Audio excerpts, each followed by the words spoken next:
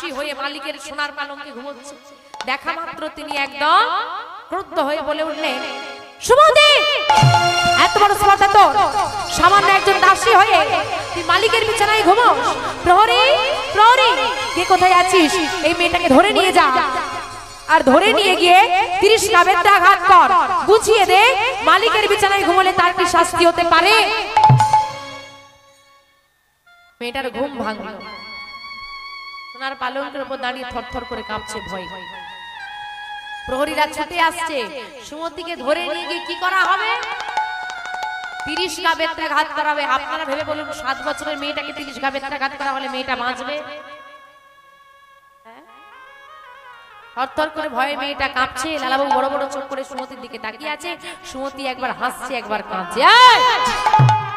এত বড় স্পর্ধা তো, আমি তোকে শাস্তি দিলাম আর তুই আমার মুখের উপর হাসছিস, আবার কাঁদছিস, আমার সঙ্গে তুই মশকরা করছিস? মনে হচ্ছে আমি তোর সঙ্গে মজা করছি। না বাবু, আমি মশকরা করছিস। মশকরা করছিস না তো তুই হাসলি কেন? হাসলি কেন তুই? বাবু, এই জগতে সবার বিচার হবে। যে অন্যায় করবে তার সঙ্গে অন্যায়ই হবে, যে ন্যায় করবে তার সঙ্গে ন্যায়ই হবে। শুধু সময়ের অপেক্ষা। তুমি আমার ক্ষতি করলে, আমি ঘুরে তোমার ক্ষতি করলাম না, ভেবো না তুমি বেঁচে গেলে। হ্যাঁ, ওর তো ক্ষতি করে আমি বেশ ভালোই আছি, কেউ আসবে তোমার দ্বিগুণ ক্ষতি করে যাবে।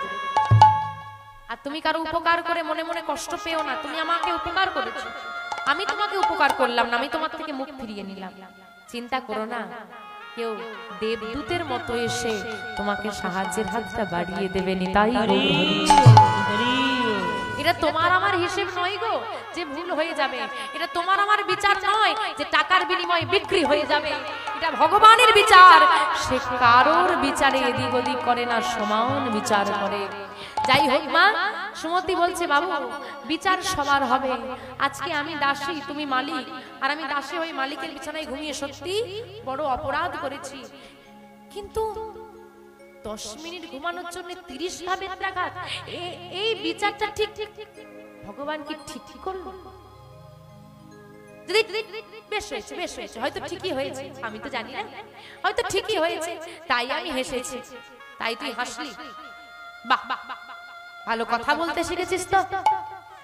তাই যদি তুই হেসে থাকিস তাহলে তুই কাঁদলি কেন? কান্নার কারণটা কি?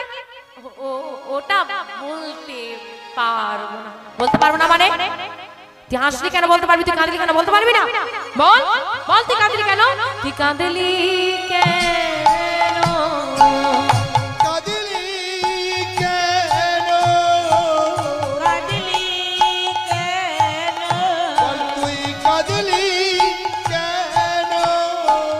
বল বল ও সুমতি, কাঁদলি কেন? বল বল ও সুমতি, কাঁদলি কেন? বল বল ও সুমতি, কাঁদলি কেন? কি হলো বল? চুপ কেন? বল তুই কাঁদলি কেন? আমি বলতে বলতে তোকে আজকে হবে। বল বল, তুই কাঁদলি কেন? আমি কেন কাঁদলাম জানতে পারলে তুমি কাঁদবে না তো? না, আমি কাঁদবো না। তোমার কষ্ট হবে না তো? না। আমার চোখে কেন জল জানলে তোমার চোখে জল আসবে না তো? না না না না, ওসব কিছু হবে না। বল বল, তুই কাঁদলি কেন? আচ্ছা বাবু, তুমি আমার মালিক, আমি তোমার দাসী, আর দাসী হয়ে সোনার পালঙ্কে ঘুমালাম বলে তুমি আমার মালিক হয়ে আমাকে 30 টা বেত্রাঘাতে সাজা দিলে। তুমি তো আমার মালিক, তুমি কি জগতের সবার মালিক? না, আমি সবার মালিক নই। সবার মালিক গোবিন্দ উপরে বসে আছে, তিনি সবার মালিক, মালিকেরও মালিক, তিনি সবার মালিক। তাহলে বাবু, এই সোনার পালঙ্কে আমি 10 মিনিট ঘুমালাম বলে 10 মিনিটের জন্য কত ঘাত? 30 টা বেত্রাঘাত। 10 মিনিটের জন্য যদি তুমি আমাকে 30 টা বেত্রাঘাতে সাজিয়ে দাও, তোমার মালিক উপরে বসে আছে, তুমি তোমার সারা জীবনটাই সোনার পালঙ্কে ঘুমিয়ে কাটালে, তাহলে সে তোমার জন্য কত বেত্রাঘাত সাজিয়ে রেখেছে এটা ভেবেই আমি কেঁদে ফেলেছি। নিতাই গৌর হরি হরি বল। থরথর করে কেঁপে উঠল লালা বাবু, দেহটা বসে পড়লেন মাটির ওপরে। কি বললি, কি বললি তুই? হ্যাঁ হ্যাঁ হ্যাঁ, আমি তোর মালিক হয়ে যদি তোকে সাজা দিই, তিনি আমার মালিক, তিনি আমার জন্য সাজা তুলে রেখেছেন। ওরে সুমতি, তুই আমার চেতনা ফিরিয়ে দিলি রে মা। না ফিরিয়ে দিলি। ওরে সুমতি, আজ থেকে আর দাসী নয়, তোকে আমি নিজের মেয়ে রূপে স্বীকার করলাম। তুই আমার মেয়ে রে। হ্যাঁ রে মা, তুই আমার মেয়ে, আমি তোর বাবা, আর আমি তোর বাবা হয়ে এই তোর মাথায় হাত রেখে আজ আমি প্রতিজ্ঞা করলাম, না না ঘুমাবো না পালঙ্কেতে। তাই গৌর হরি হরি হরি আমি এই করিলাম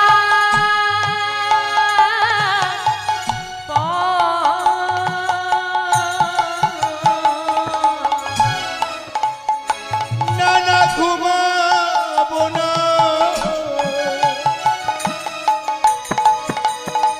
এই পালঙ্কেতে।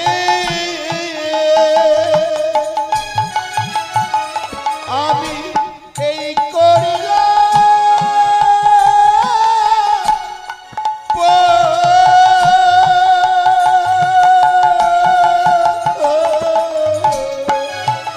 না না ঘুমাবো না এই পালঙ্কেতে আমি এই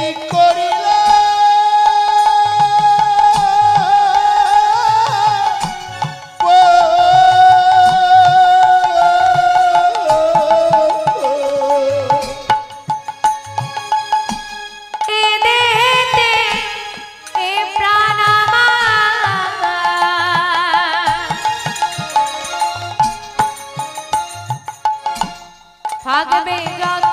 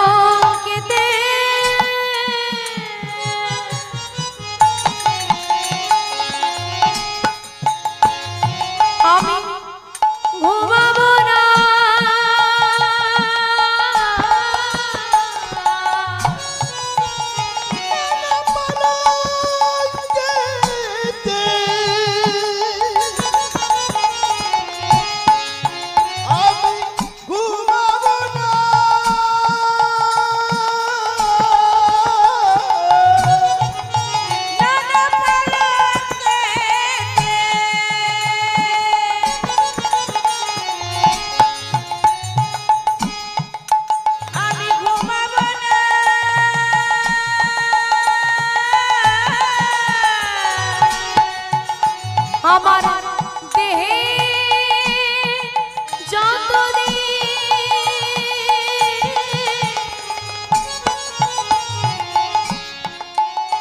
এই প্রাণে থাকবে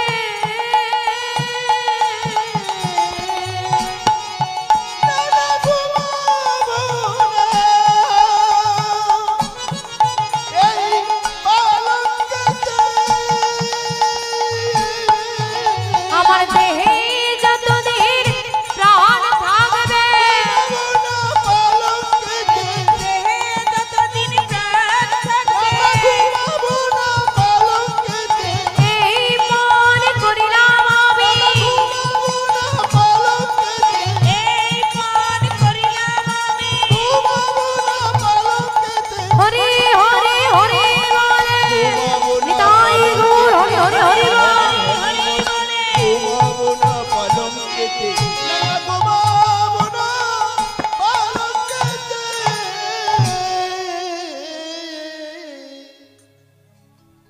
এই সোনার পালঙ্কে আমি আর কোনোদিন ঘুমাবো না। জমিদারের পরিত্যাগ হলো সোনার পালঙ্ক, শয়ন করেন মাটিতে। আরো উদাসীনতা তাকে গ্রাস করলো। তিনি এখন আর জমিদারির কোনো কাজই করেন না। একদিন লালাবাবুর স্ত্রী কাত্যায়নী দেবী জোর করে, তুমি জমিদার সেটা তুমি ভুলে যেও না স্বামী, এভাবে উদাস হয়ে বসে থাকলে জমিদারি থাকবে না। আমি বলছি সবার জীবনে জোয়ার ভাটা লেগেই থাকে, তাই আমি বলছি তুমি যাও স্বামী, তুমি কাছারি ঘরে যাও, আস্তে আস্তে সব ঠিক হয়ে যাবে, কাজে মন দাও। তো স্ত্রীর কথা শুনে লালাবাবু আজকে হাঁটতে হাঁটতে, পালকিতে নয় হাঁটতে হাঁটতে সে কাছারি ঘরে এসেছে। কাছারি ঘর মানে যেটা জমিদারদের কাজের ঘর, যেখানে হিসেবপত্র হয়, সভা বসে, কাছারি ঘর।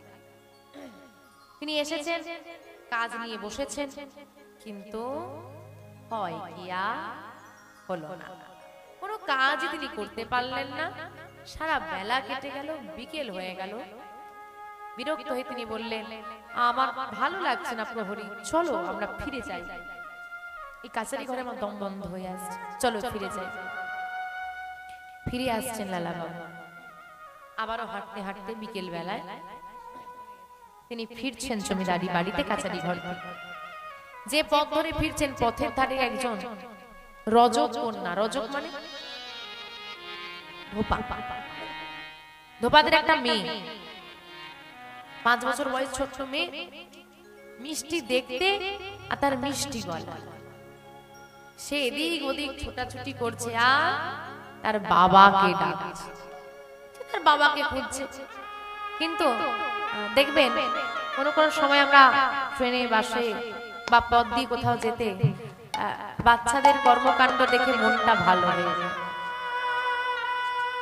যারা এ জগতে ফুল, পুষ্প, পুষ্প, আর যারা সন্তান মানে শিশু, এই দুটো জিনিসকে ভালোবাসতে পারে না, এই দুটো জিনিসের প্রতি তাদের মায়া না থাকে, তারা খুব নিষ্ঠুর প্রকৃতির হয়। এই দুটো বস্তুর প্রতি তাদের মায়া না থাকে, ভালোবাসা না থাকে, টান না আসে, ভালো না লাগে, তাহলে জেনে রাখবেন সে জগতে কাউকে ভালোবাসতে পারবে না। কোনো বস্তুকে, কাউকেই ভালোবাসতে পারবে না, কোনো জিনিসকে। টাকার ব্যাপারটা আলাদা, কিন্তু স্বাভাবিক যে ভালোবাসা আদান প্রদান হয় সেটা সে কোনোদিনই পারবে না, সে নিষ্ঠুর প্রকৃতির হয়। এই দুটো জিনিসকে ভালোবাসতে হয়। তো লালাবাবু তাকে দেখেই, সে মেয়েটাকে দেখেই তার মনটা ভালো হয়ে গেছে, হাসছে, আহা কি সুন্দর, কি মিষ্টি দেখতে মেয়েটাকে। মেয়েটা এদিক ওদিক ছুটছে আর চিৎকার করছে, বাবা, ও বাবা, বাবা, কোথায় গেলে তুমি? ও বাবা, ভালো লাগে, কখন ধরে বাবাকে খুঁজছি বলতো, সারাই দিচ্ছি। লালাবাবু মেয়েটাকে দেখছে আর চলে যাচ্ছে। এমন সময় মেয়েটা এদিক ওদিক ছোটাছুটি করতে করতে বৃক্ষতলে বসে থাকা একজন ব্যক্তির সামনে এসে দাঁড়িয়েছে। বাবা, কখন থেকে তোমাকে ডাকছে বলো তো, সাড়া দিতে পারছো না, শুনতে পাচ্ছ না তুমি? কি হয়েছে মা, কি হয়েছে? মা বলে পাঠালো বেলা যে বয়ে যায়, বাসনায় আগুন দেবে না।